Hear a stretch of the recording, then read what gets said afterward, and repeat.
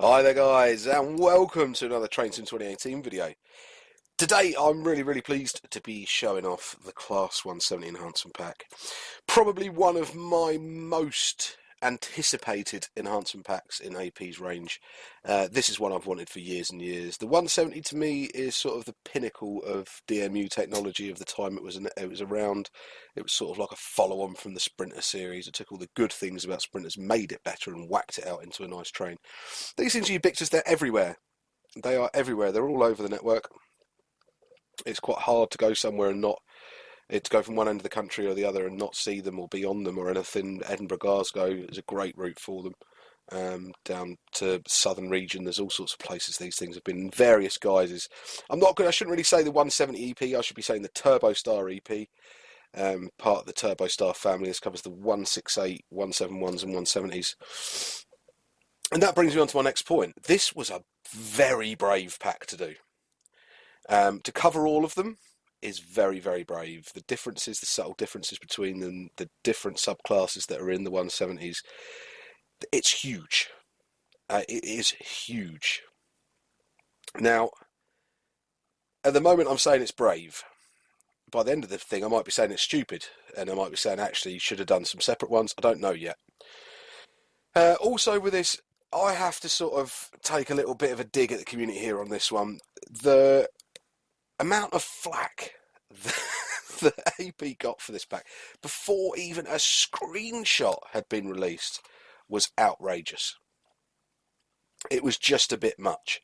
People were talking about pricing, people were talking about things that they didn't want to see, things they did want to see, and I'm expecting it to have X, Y, and Z. There's what, 5 or 6 subclasses of 170 before you get into the 171s. There's people going on about 172s, which have different final drives and all of that sort of thing. So it's a lot to ask anybody to actually do something that's going to please everybody, and it's never going to happen. I've tried to be really good today. I haven't been on social media or seen anything about this. Actually, I say I've tried really hard. I haven't. I smashed my phone when I was at my drink in a brewery a couple of weeks ago, and I've been skint something else to afford a new screen. But I've bought my new screen today, so I'll be back online with everything Monday. So the group's been a bit quiet, and I haven't been as sort of active on the group just because of that, and getting back to people on Facebook messages. So if you have sent me a Facebook message and I've seen it and haven't replied, do bear with me. I'm getting through them slowly. So yeah, you are seeing my first impressions. I've seen the pictures that have been up, and I saw the departure video with the Greater Anglia one, but I haven't watched the trailer, which is rare. I usually do watch the trailer. I'm going to pick out one of the points, first of all, that I know people have had a lot of gripe about, and that is, of course, the tail lights. Yes, they should be in bubbles, and yes, they should be slightly lower. I've said it. I agree with the people on the lights thing. The bubbles around the lights, child objects or whatever, there's got to be a reason why it hasn't been done. Air dams also, I know that the pack doesn't include any air dammed versions. I'm not sure for the reasoning behind that, but I'm sure there is a good reason out there. A lot of people going, it's just lazy, it's lazy. If the freeware community can do it, then why can't the payware community do it? Well, bing bang bosh, look at the Class 390 pack. Look at the 170 EP that is out. That isn't out, that I have, that Johnny's done. The freeware community can do stuff because they're not selling it. So therefore, the end-use license agreements, things like that, don't come into play. You can't distribute it. But if you're asking for money for things, the rules are different. Now, I don't know the ins and outs of it fully. I'm not going to claim to understand them. But I would not see why Armstrong Powerhouse would put out a substandard pack for no reason. That's really the bottom line. And a lot of people are going to be going, they're just greedy and everything like that. We've had a really good run with the enhancement packs recently, where we've had new cabs and everything like that, and we've had these pretty regularly. The 56, the 156, the 150-2, we've had a really good run. And we've all come to expect a new pack every sort of 2-3 months, and we expect a new highly detailed cab. I don't know why, we've only had 2 EPs that have had it. And one that wasn't even EP, one that was had to buy the whole new thing with the 150-2.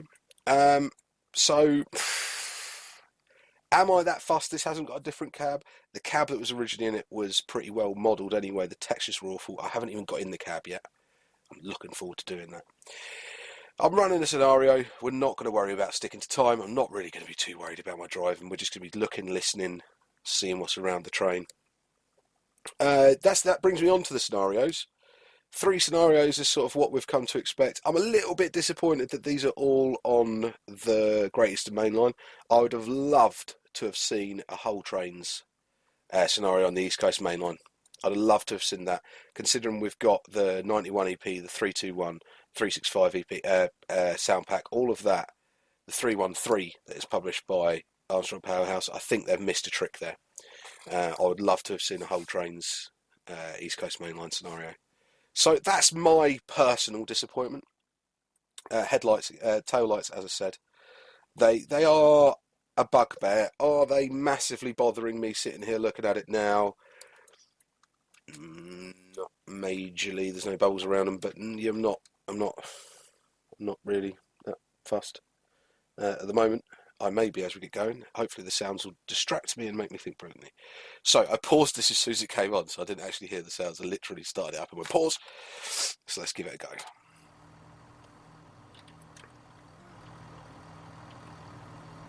That sounds like a one. Something about Lewis Clowes, I said it again, Clowes is one of the mods on my site, my Facebook group. He was actually asking about the texturing on the AP stuff. The weathering they get through is brilliant with the streaks and stuff. Really nice. The Anglia livery, of course, is a bit of a hit and miss livery with lots of people.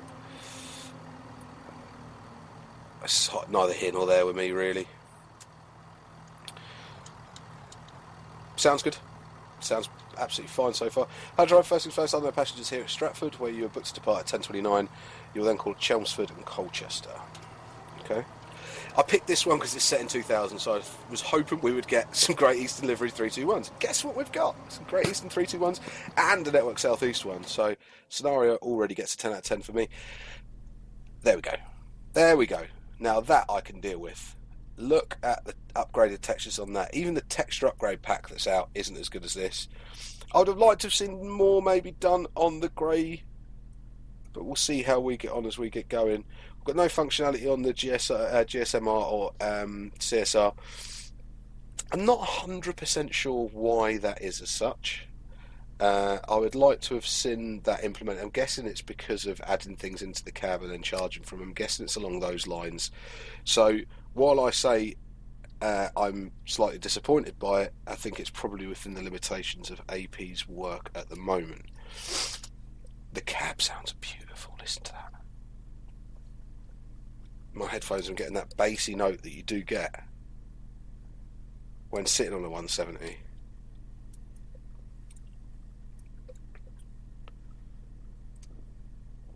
I like it. Oh! Driver guard buzz is nice as well. Short and sweet, I like that. Yeah, nah. Quality. Right. Master key, because we have that now. Sounds good as well. AWS self-test. Beautiful.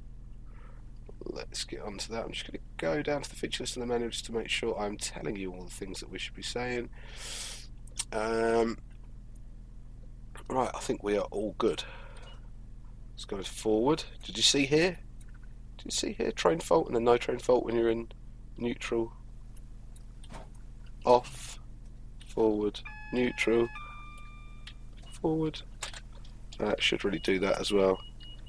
Set a DSD just so we can hear it. DRA is nicely coloured as well. The old one was awful, wasn't it? But that looks really good. So we've got that in. Let's pull back. Oh, stepped. Now we had that with Johnny's, but nowhere near as nice noises as that.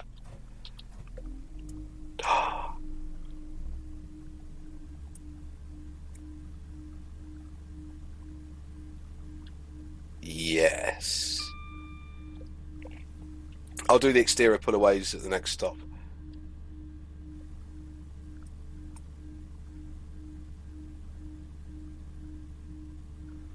Physics-wise, it feels quite good. It's quite rapid.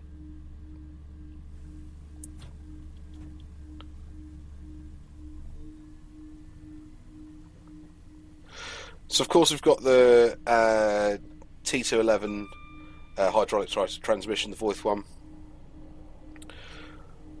So it's the same as like was in the 150-2. It's very similar.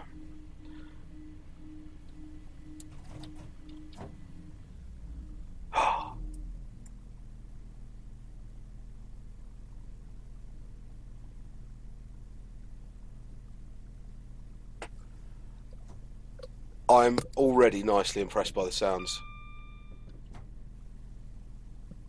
And the way the combined power traction handle's moving with the A and D keys, it's actually really smooth, really nice. It's not too rapid, not too slow. You know, some of them you press it and you think you've gone down and you haven't. Like you think you've accelerated but you haven't. It hasn't quite moved the lever. Now going to notch 7.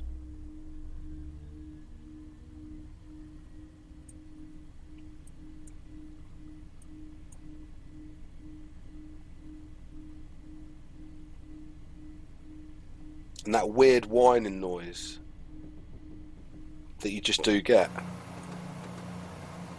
Oh! There's that little bit of wheel slip there. Better sort out our lights, better we, Alan? That was naughty. Day running lights are on. Tail lights are off. No, tail lights are still on.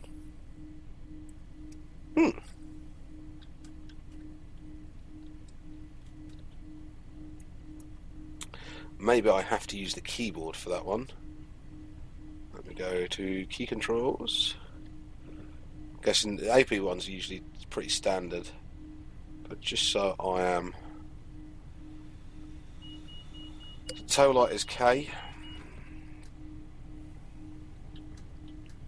So yeah, they're coming on and off, but the switch isn't moving. That's again, I think that's a limitation with what they can do. I think I said it's very similar on one of the other EPs. I think that's why if they can put a new cab in, they will.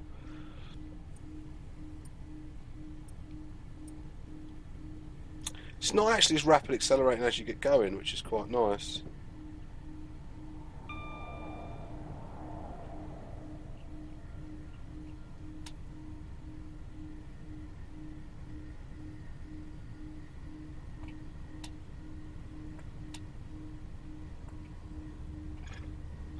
So it's 70 mile now, there we go, there's the change. Now we're direct driving. Can you hear that whine? Not the zoom, zoom, zoom noise, which is very much Turbo Star, but that whine. Oh crap, I've not clicked on... Oh, we get to test the brake features. What happens is if I'm clicked on the monitor, the keyboard doesn't command the train. Brilliant, right. Let's work out how we get out of an emergency brake application.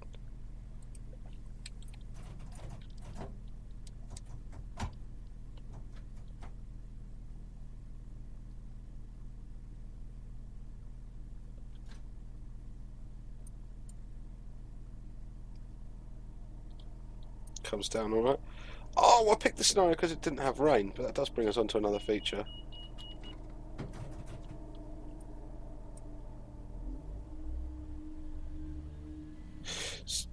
Yes!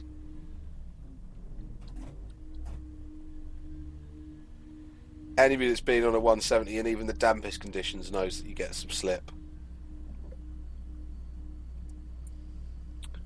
So, windscreen wiper positions. We have intermittent. That's not V. Slow. And fast.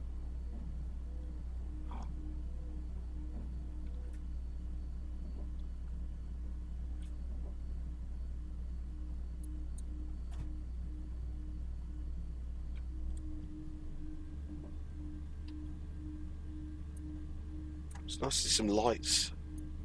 There's a door power light and all sorts. The ITDMR light's fine. Train fault is in blue. Did the insult light on that side work before? I'm not 100% sure. 60 with some JNAs, JHAs.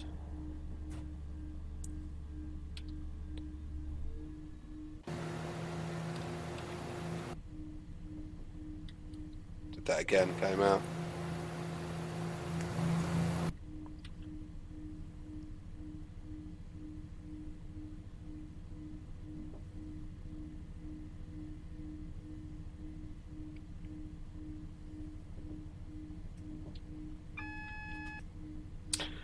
delay on the AWS, very standard feature of AP packs, but just makes it massively more immersive. Slight cab bleed there from the changed cab view. They've set the camera back a bit, which I do quite like.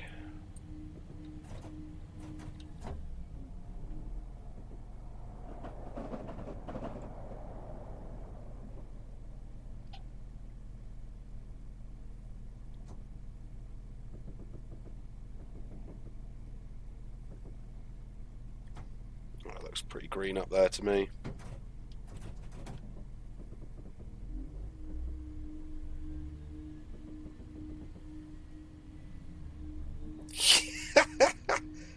Just having WSP's put a smile on my face.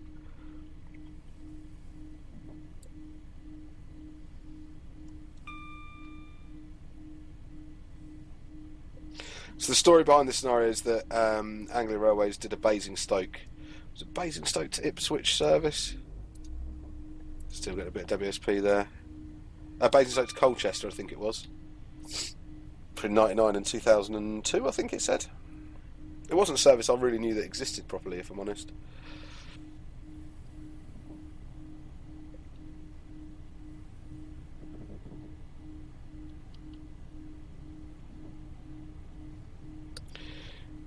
For me, it feels like I want to drive the 170, which is exactly what I want out of an EP. I'll turn the DSD off now, we've heard that.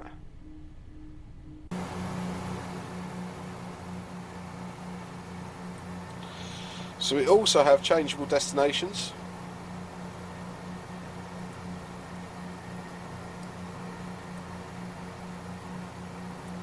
Ooh. None on the sides though. Nice Anglia, is going to be an 86 rake. Yeah, DBSO maybe.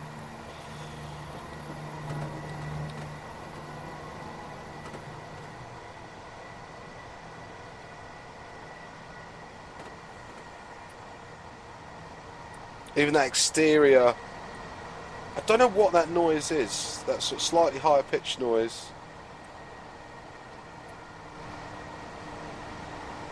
Sounds very good. We've also got the cooling fans on there, which I really like as well. And I'll get onto those. So you've got wheel slip protect, you've got cooling fan simulation. The distinctive cooling fan in these units has been simulated and is audible on the outside on the train. Is audible on the outside of the train. How quickly the engine's temperature rises and how efficient the fan is at cooling it primarily depends on the season, but also how hard the engine is being driven. For example, in the summer and with a lot of high-speed running, you can expect to be active a lot of the time. In contrast, during cooler months and with low-speed running, it won't be active much, especially in winter. On top of this, to reflect the variable nature of each engine and its efficiency at cooling each engine is given a random efficiency rating at the start of a scenario just to provide even more variation. Another thing I like, those little quips. I did a little bit of research on the 170s when I had my little bit of my break at work today on the computer, and I found the Porterbrook leasing DMU fleet brochure. What an interesting little read this is. I haven't read it all through, but I printed off some really stuff. What I really liked is the fact that it told you how many miles per gallon. So depending on driver efficiency and everything like that, a 3-car 170, which this is this a 170/1, is it? One of these.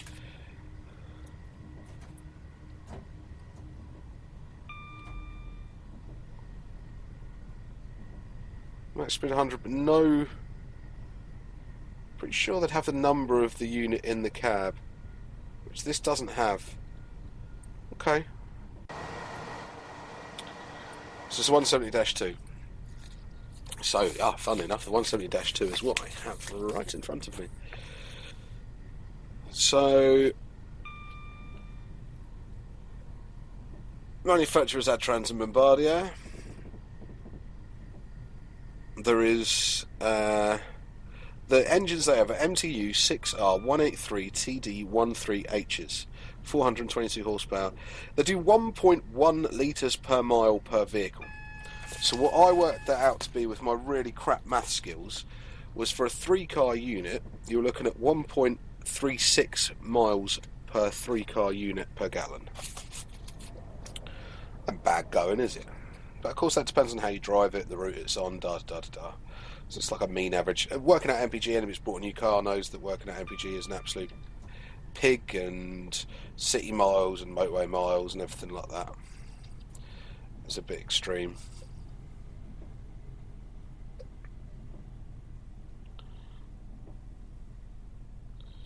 Really liking the 3-step brake there. That feels pretty spot on.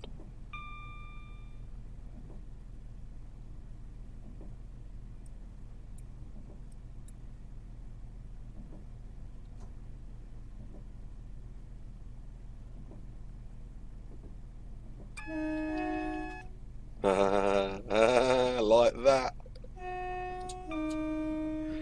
And you're going to get people going, that's not the right horn for a 170. They've got to be slightly generic, haven't they? Because I think throughout the years that the Turbo Star fleet's been built, they've probably been fitted with several different varieties of horn. I don't expect AP to get every single one of them spot on. It's better than the default one and is right and correct to a actual 170, a London Midland 170, I think it actually was that they recorded this from.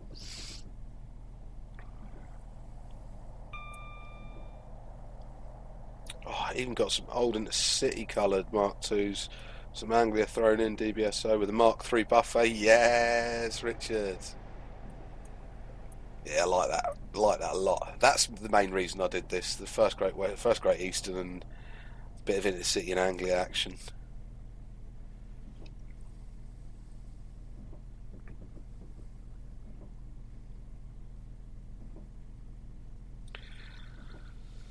So it's got automatic unit numbering, dynamic exhaust effects, which we've looked at before. So they're given a range between 1 and 10 randomly on the start of every scenario. This decides how claggy the units are. I tend to get really unclaggy units when I do it.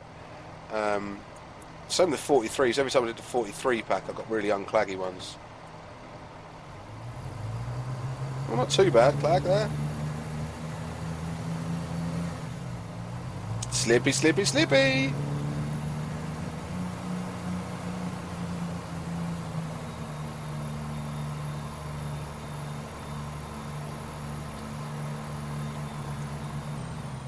Sounds fantastic. Now, about 1,000,001 Turbo Stars pass me every day when I'm at work, and at 60 mile an hour, so I was hoping to be at about 60 by the time I did some outside shots just to hear what they're like.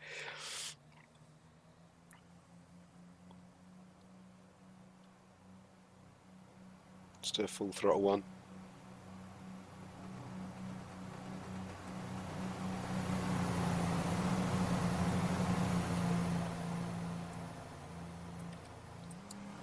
Sorry, can't fault that whatsoever.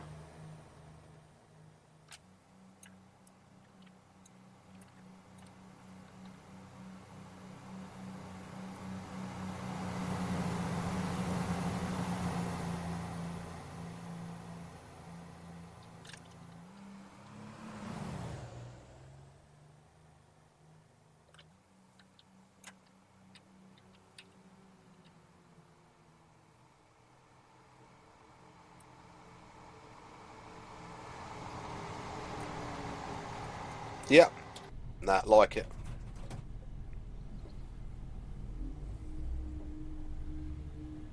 So play changeable destination displays. There is one for the Anglia Railways revised, one dark Greater Anglia and Hull trains, and then there's one for Midland Mainline, Southern, Central trains and cross country, ScotRail, First ScotRail SBT and ScotRail Saltire, South West trains, Chiltern Railways Mainline, First Trains Pennine Express and London Midland. So loads of different sets of liveries.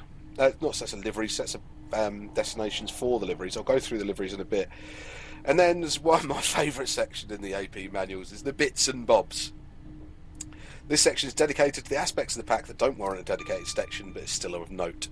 The reverser must be placed in neutral to start the engine.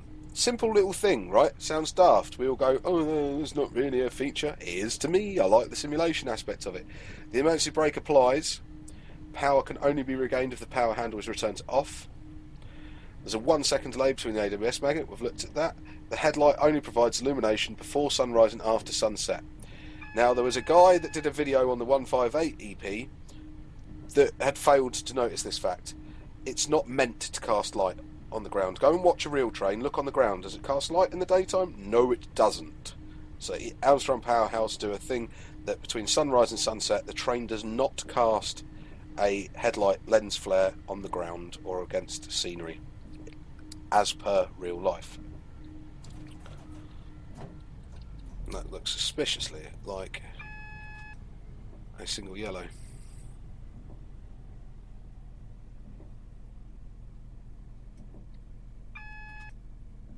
Wheel slide going on there, liking that as well. WSP light comes on, and my speedo is going a bit mad there. The other thing I really like is the clock that they've put in the speedo. That was just like a weird decal before, and now the clock's there. Little touches, little touches. The speed rises above 103 miles per hour. Power will be cut off until speed falls below 97 miles per hour, and the combined power handle is placed in the off-release position. When the doors are open, full brake pressure is applied and the door interlock lost indicator light illuminates. It's got notched combined power handle, 7 notches of power and 4 notches of brake, so that is next 1, 2, 3 in emergency. Intermittent slow and fast settings added to windscreen wiper, which I'm very pleased about. Separate engine start-stop sounds, start-stop buttons now operational. Engine stop button illuminates when the engine is stopped. We'll stop that probably at the next station. It's one of those things I do tend to miss from these packs that I should really do. The hill start button, which applies step 1 brake pressure below 3 miles per hour. Brilliant. It's got a cab light, which is nicely done. It's not too glare and it's got that sort of orangey glow in it that I quite like. Functioning train fault and no train fault indicator lights when changing reverse positions. Door power indicator light, which illuminates when speed falls below 3 miles per hour and extinguishes when rises above 10. Digital clock below the speedometer, just covered that. Individually controlled head and tail light switches with proving lights in the cab. Yeah, a little bit fussed, a little bit sort of knacked that the switch doesn't work, but he's covered that before in packs. It's to do that they can't actually change certain things. They can't make things work that didn't work before. Detailed headlight marker and tail light textures for both new and old styles. That I have a bit of a gripe with. While they are new and they're detailed and they do look nice, this is obviously not the LED version, the incandescent, I don't know. Normal bulbs. The tail lights, just a little bubble around them would have been nice. It would have been nice. Improved appearance of the DRA. That does. The DRA on the 170s look to me like a boiled sweet that somebody stuck a red light underneath, which I really like. Sorry, I'm really liking the wheel slip, so it's happening. Camera angle Mendelssohn Mordes is visible. I'm a big fan of the camera angle. Really enjoying it, actually. It's subtle. It's not massively different, it's subtle. It doesn't feel like you're right pushed up against it, which it did.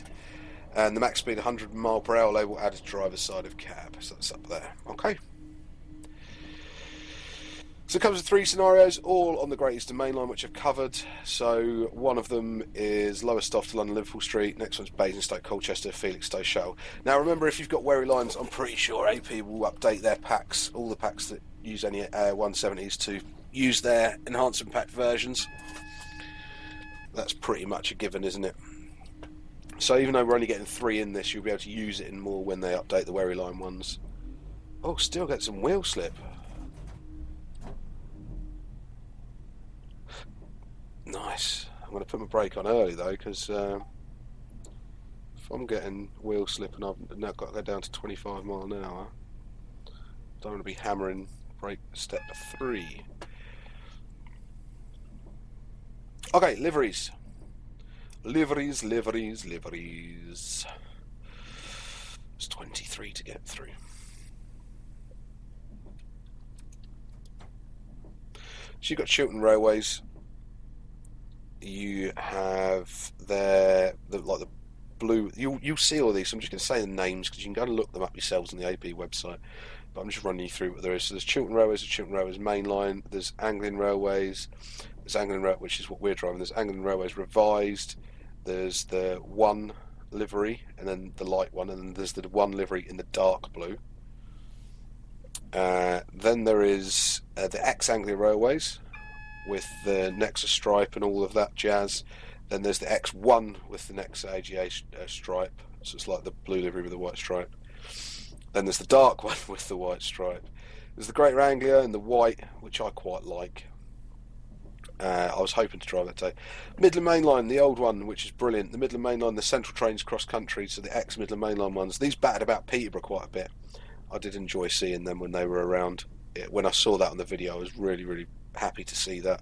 Hopefully I'll get to drive that. Another livery that I loved on the 170s as well was the Central Trains livery. The green, the blue and the yellow. Garish, out there, but from being a kid who grew up in BR days to being able to basically see those liveries that were around, and then this really garish, very strikingly modern livery came out. I was really impressed. It's cross-country livery. There is the London Midland livery. There's the South West Trains livery. There is the Hull Trains livery. Again, really nice to see that. There's the First Trans-Pennine Express livery. There's the ScotRail, which is the terracotta, teal, and whatever they called it. There's actually the 170 video. You can go and watch of those. There's the first ScotRail, which is like the Barbie style livery, and then there's the Strathclyde Passenger Transport one. And then there is the Saltire one. Then there is Southern. So that's 23 liveries. It's an awful lot. Saltire one looks nice as well. We might have a little look at that later, if I'm honest.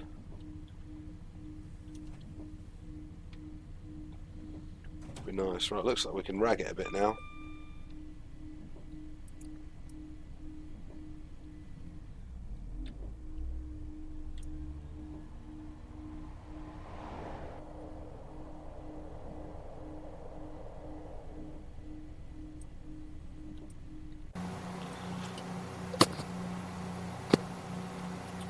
So livery-wise, we're not short.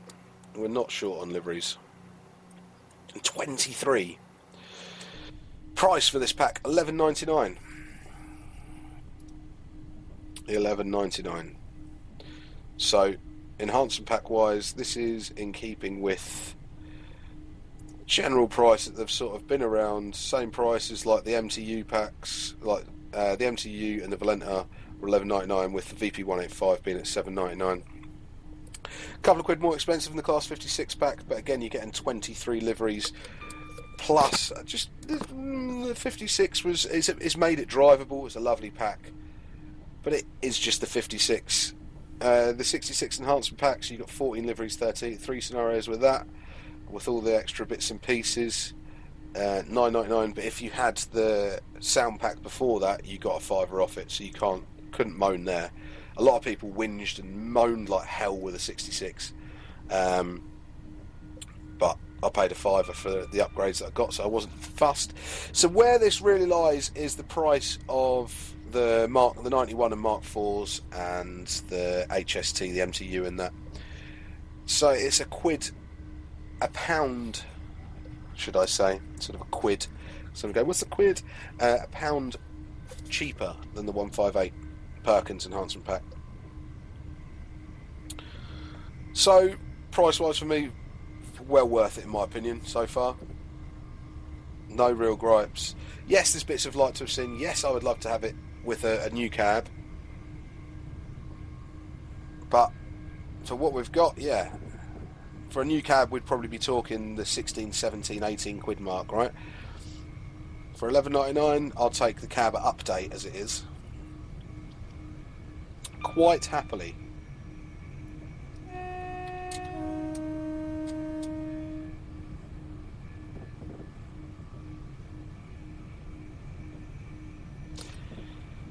For those of you that travel in a 170, these sounds will be incredibly familiar to you.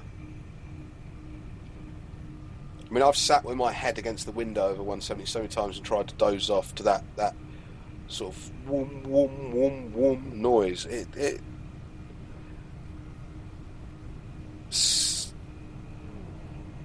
past and it sounds good as well. It's very much what it actually sounds like, which is all I'm really asking for when it comes to sounds.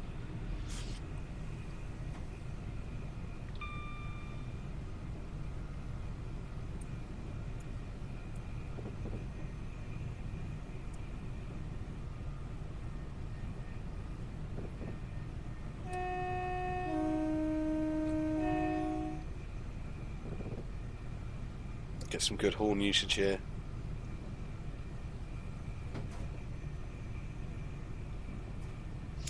Also, the brake light has had the colour change, which is nice because I wasn't like lime green before. Another thing that I really liked about this is actually a guy who is on my Facebook group, who I think he works at Crown Point, is actually mentioned in the manual, which I thought was a really nice touch from Richard. He sorted him out some cab picks by the sounds of things. Just really nice. Mr. Valentine is credited. I'm pretty sure it's for cab picks. I'm just going to go and double check before I say it. Yeah, it's Matt Valentine, assistance in providing photos of the cab. So credits where credit's due. I like that. The bloke got him some pictures, and AP have been nice enough to sort of stick his name in there and that. It's good. It's good. Cool. Good show.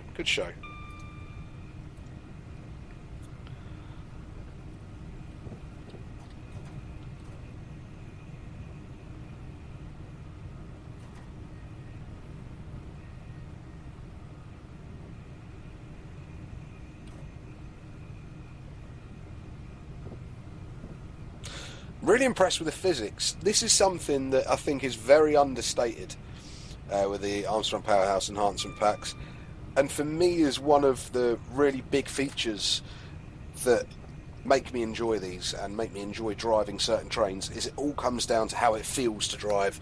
And the last couple of packs have just got this absolutely bang on. Absolutely bang on, and this is no exception whatsoever. It's really nicely done, really nice to drive.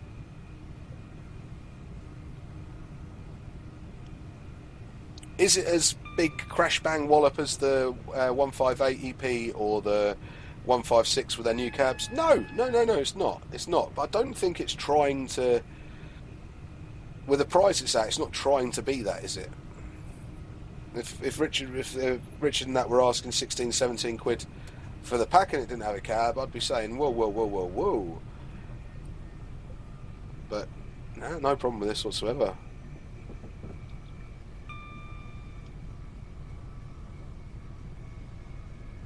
Apart from the ones I've said had tail lights mainly for me.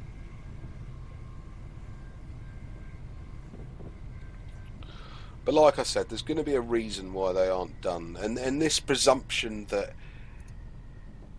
it's lazy and people going, oh, they're just getting arrogant, they know any people will buy any old turd. Well, I don't think that's true. I don't think that's true at all. Why would you purposely want to... I've been driving with wipes on for ages. Why would you purposely want to put out something bad? Surely that's like... Talk about shooting yourself in the foot. Let's put out a really bad pack, but because we know everybody will still buy it. Well, people would only buy it the once, wouldn't they? And then they'd go, I won't buy another one of them. They were crap. So why people think that they would purposely release a pack that is substandard and an inflated price is beyond me. And I mean, yes, we could get into the argument with this about payware reskins. The extra cost in this probably is the payware reskins. It probably is the 23 of them. Yes, the community could go and do them. The community have done them. Most of them, I think, you could probably get. I know Super Elves' 156, 170 repaints are spot on, lovely. But even his air dams don't look brilliant. And he's a freeware developer, so he can mess about with that sort of thing. There's obviously that reason why AP can't. What that is, I don't know. The bubbles around the lights, yeah, I mean, I'm sort of going to keep going on about that in so I need to be quiet. Right, so now I've done that. If you look, we've got door interlock lost. Door power came on at under 10 mile an hour, did it say? We're under 3. This comes on at under 3 and off at over 10. Oh, actually quite pretty. That was good for a screen, but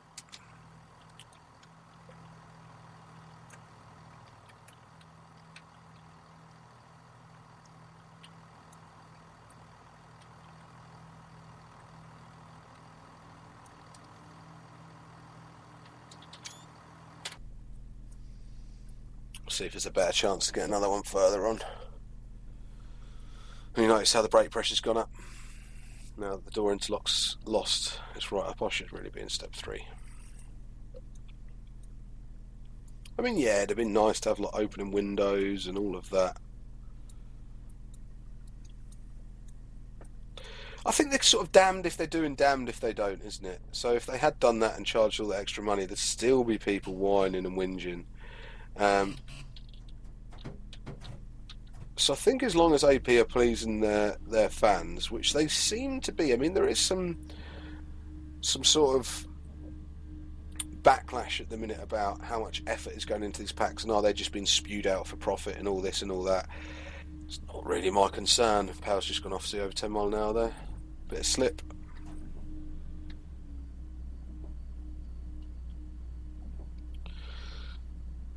I am one of those people that very much looks forward to packs and trusts AP to produce decent add-ons, decent DLC, different add-ons. I prefer add-ons than DLC, but decent packs. I'm yet to be sorely disappointed by one. So therefore I trust them, and I trust them to give me good value and quality products.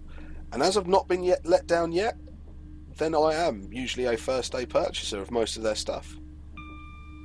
I mean, things like the wagons and things, it took me a little while to buy them, and when I first started buying AP packs, I'd buy the odd one and go, yeah, no, that's really cool. Oh no, I find myself driving, say, the 319 loads. Oh, I know what will make this better. Stick that Armstrong Powerhouse pack in. And then when I got so used to their quality being decent, what I ended up doing was looking at trains that I didn't drive before because they were crap, and then going, look, there's an AP pack for that. That would make it better. Let's stick that in and see how it is. So I took a punt at a £5 when it was sound packs for a £5. And then when enhancement packs came out and it was $7.99 for the 175 pack, and then I went, geez, put some extra work into that as well. Let's have that. Then the 91 came out and I was like, oh, this is beautiful. Yes, this guy's up in his game. This is where we are going with Train Sim. This is what I want to see. So yeah, I am one of those people. Now I review them and now I do this. I thankfully have the income to a point where I can sort of splurge on one of these when they come out without hesitation. So I'm lucky like that, but I'm also one of those people that will buy them because I trust them. And people seem to forget that, and it's like this whole thing of, oh, people will just buy any old crap. Well, no, they won't, because we haven't had something that's crap yet. So until they give us something that's crap, that argument's null and void. Null and void. And it's like, you're not part of an exclusive club if you have Armstrong Powerhouse add-ons. I think people feel really left out. I don't know if it's because people can't afford to buy them, or you might be young and you have to save up your money for them, or you might just be skint and have to save your money to get them. I completely understand that.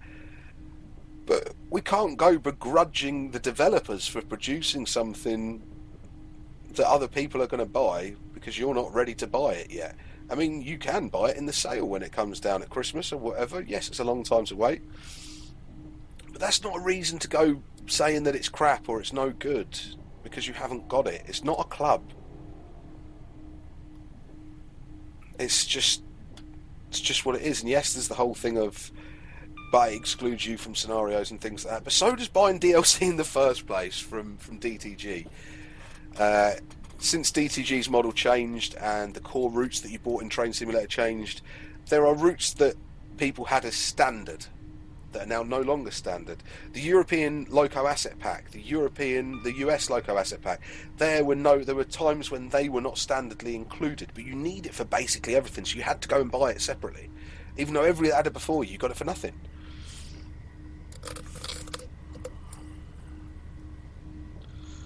I mean, this was originally a Thomson product that was then sold, I'm guessing, and the rights were transferred over to DTG. I don't know if they were sold or done for free or for whatever, I'm not sure. Now DTG have it, AP could do it. Thomson's EULA was very strict and didn't let people do certain things, didn't let anybody use anything of theirs as payware. You can't even get payware scenario packs for the West Coast Mainline Trent Valley. In fact, the guy that had the XC route ran into problems with that the other day, but it's all sorted now as far as I've been told. So the money thing and you can't just say if you don't want it, don't buy it. If you don't like it, don't buy it. Yeah, it's not a club. It's not a club. It's a product.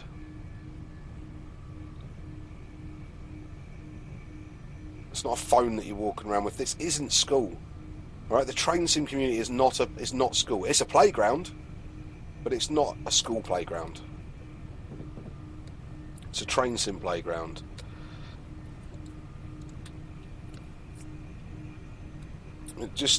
We should be supporting these developers. We should be supporting these freeware developers. We should be supporting even the payware developers if they're producing quality content, which Armstrong Powerhouse in this case definitely are, and in all other cases are definitely producing content that is better than most other content developers out there. Everybody that does something and it costs a little bit more gets flack. That's understandable. But people speculating before we even know, feel free to speculate, but stick to facts when you're speculating, which is damn hard. You try that if you want.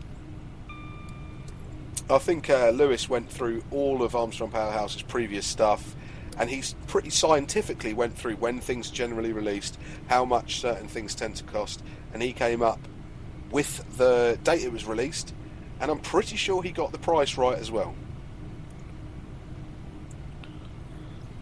So the information's out there. It was out there, and he did that through trailing through, getting factual stuff, not just going, I think the 158 Perkins pack was crap and they wanted too much money for it, so I'm not buying anything that AP do because they're greedy.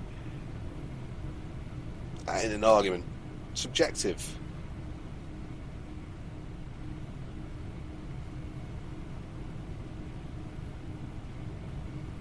And while my reviews are subjective as well, there are certain things that are fact.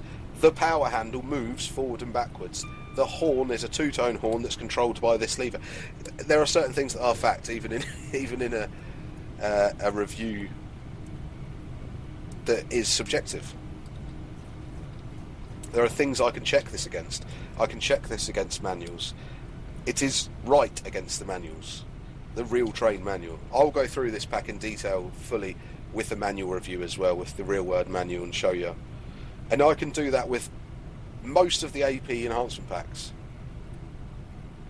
Now, if I'm looking at a real world manual and that train is responding in the way that the real world manual says it will, then I think we're on the right track, aren't we?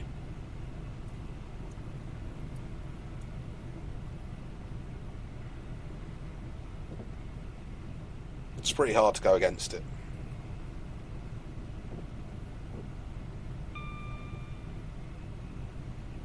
And if you haven't seen any of my manual reviews, when I've had the real world manuals with me and I've read them out while I've been driving, heading over and have a look at the 321 playlist. That's got the full section on it, and that goes through the whole 321 manual in full detail and compares it to the Armstrong Powerhouse Class 321. If you want to look at what accuracy actually looks like, go for it.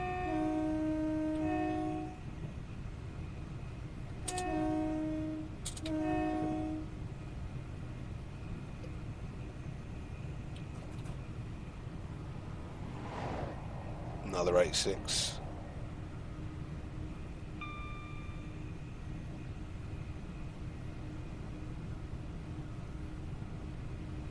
So yeah, my rant's over.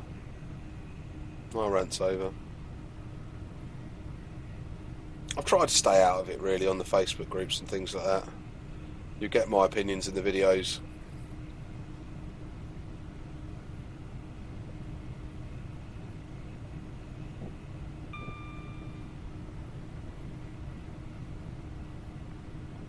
The whole AP fanboy thing. No, I'm not an AP fanboy. I suppose you could call me that. I'm an loyal customer to AP. Yes, definitely, because I haven't been disappointed by them.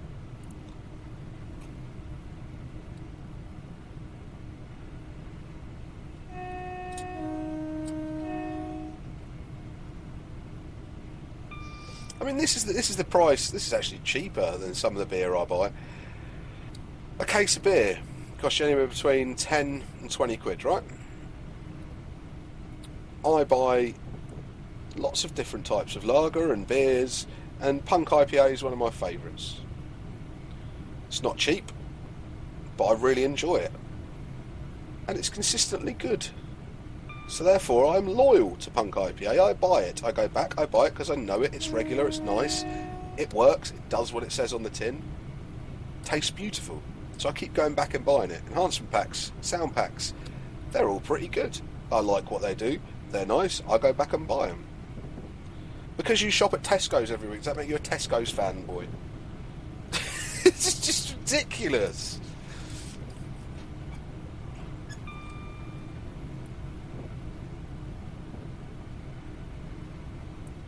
It's a bit like just grow up, really. It does remind me of being back at school, that you weren't allowed to like, so you had to belong to some sort of little clique, didn't you?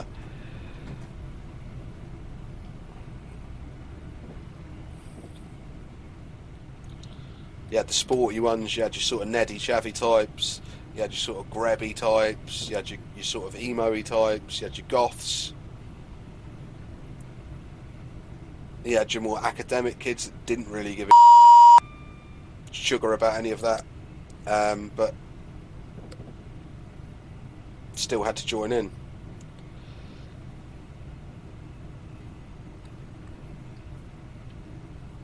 It's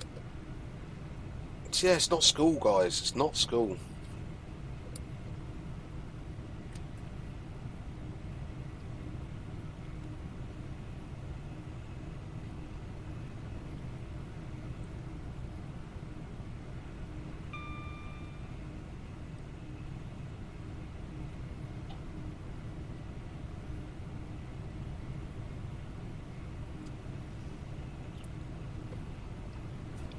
But I'm thoroughly enjoying driving it. It's quite weird driving on the Great Eastern Main lines as well, to be fair. At first I was like, they're all on the Gmail, I don't like that. Gmail's not one of my... I like the route, but I'd like to have seen something else. But actually now I'm driving on it, I'm quite enjoying it.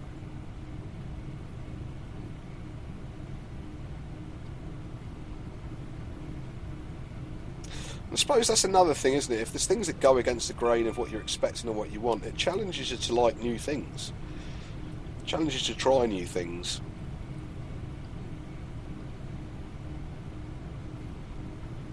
And while it's predominantly blokes that play train sim, and blokes are known for their rigidity around change, I know I am. I'm pretty rigid around change. It unsettles me. makes me anxious. No, sometimes it does, not often, mate, but sometimes it does.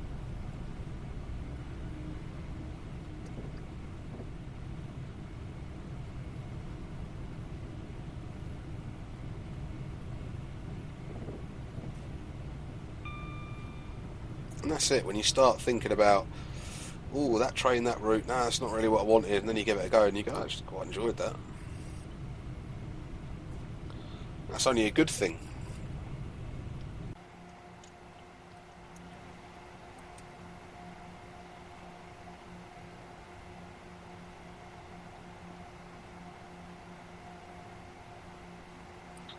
Sounds daft, and maybe I've just never noticed them. I don't remember those aerials.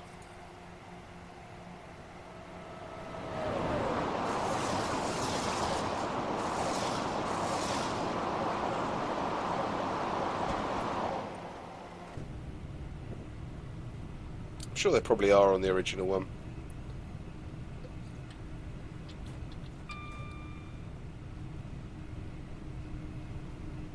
Full power over the crest of this gradient here, and then roll it into Colchester, 3.4 miles.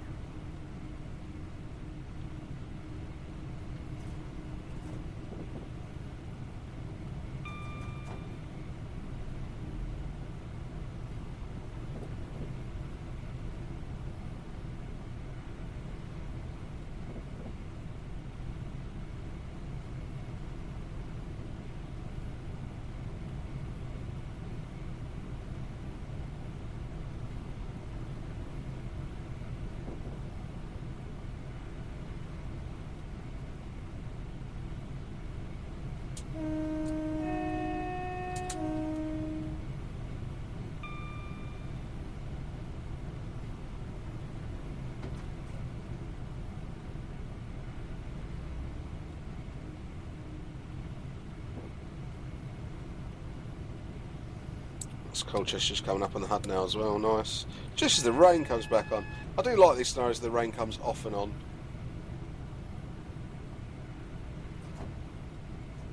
Stops it being mundane.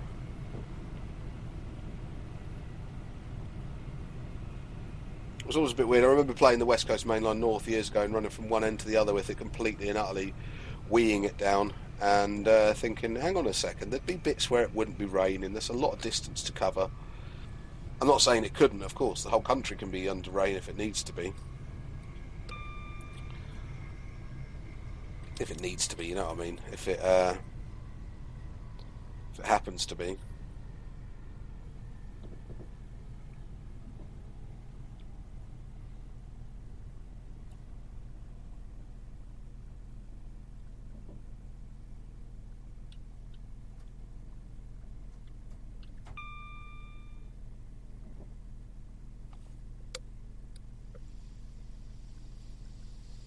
Excellent.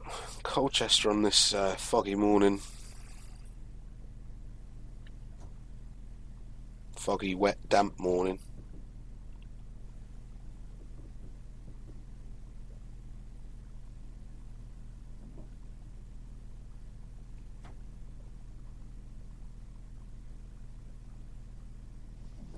I thoroughly enjoyed that run.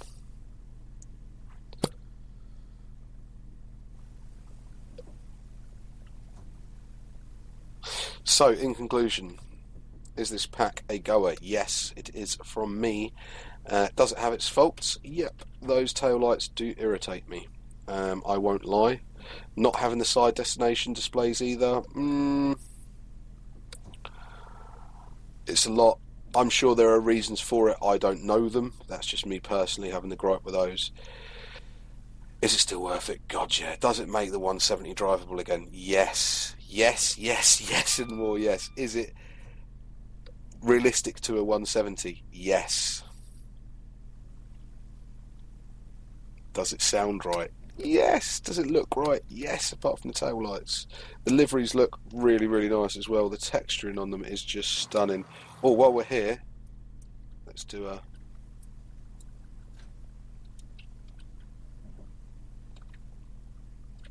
No. Okay. That sounds good as well. It's flickery, that light though.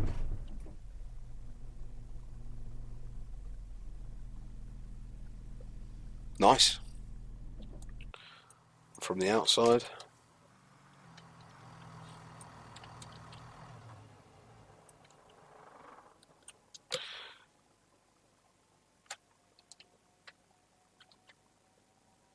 Pulled a bit far forward, so we're not getting all the doors open, which is the route's fault, not the train's fault. Also, that gap between the train and the platform is massive. Please mind your feet between the train and the platform. Those of you that have been up to Inverness on the train with a certain guard would know that one as well. Well done, driver. That's you done for now. Okay, thank you very much for joining me. Please feel free to like, share and subscribe to this video, and I will catch you guys again next time.